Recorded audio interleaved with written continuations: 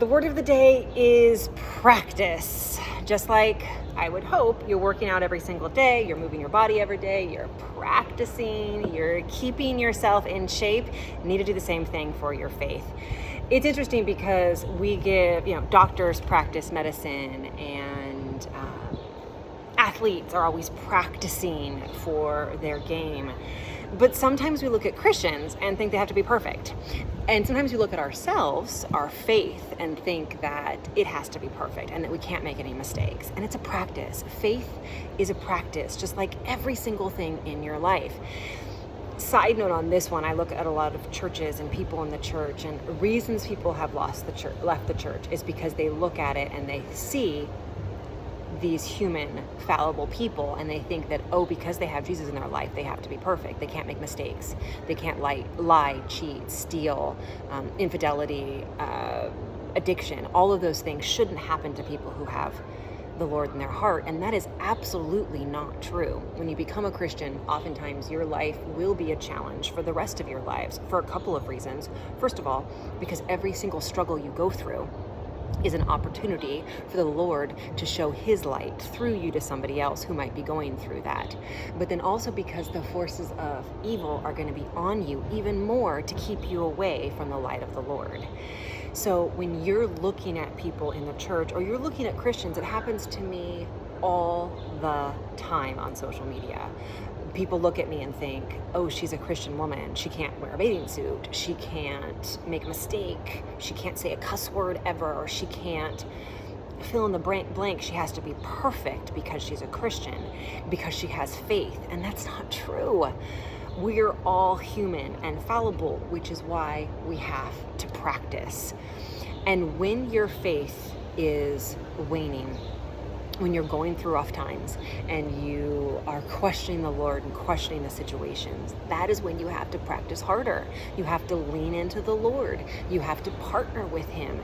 You have to figure out the things that you can do to make that muscle of yours, that faith muscle, even stronger. Faith is a practice. You will never be perfect. The only one who's perfect is the Lord. And honestly, we don't want to be him, because we don't want to have to die on a cross or have our child die on the cross. He's the only one who's perfect.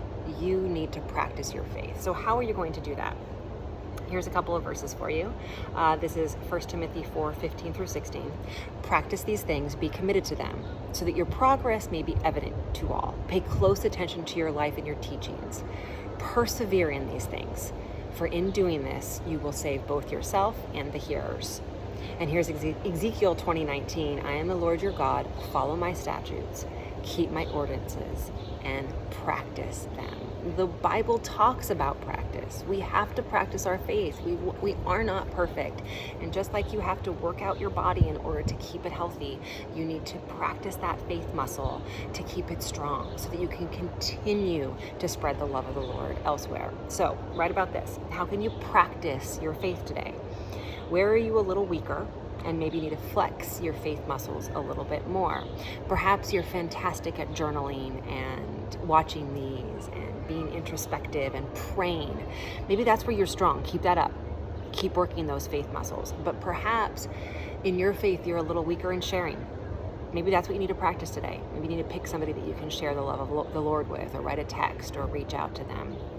Maybe you are very, very strong in giving other people grace, but you need to practice giving yourself grace.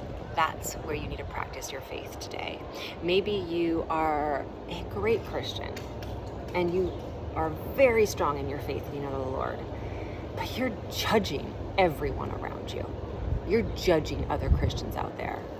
You might have even written some judgmental things about me out here sharing the love of the Lord. Maybe that's where you need to practice your faith.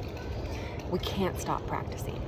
We just can't, because we're not perfect. And thank the Lord that we're not perfect. So, where do you need to practice? Where are you a little weaker, you need to get a little stronger, and where are you just nailing it? Where are you knocking it out of the park? Give yourself some congratulations for that.